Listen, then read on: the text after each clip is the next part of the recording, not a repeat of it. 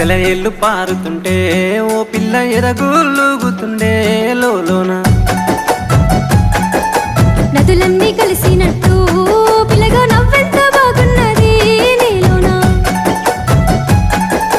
గాజుల సప్పులు గల్లు మోగంగా గజ్జెల పట్టీలు కంటేసి ఆడంగా వరిగడ్డి మోపు ఎత్తి ఓ పిల్ల వయ్యారి నడుము పవే ఈ వేళ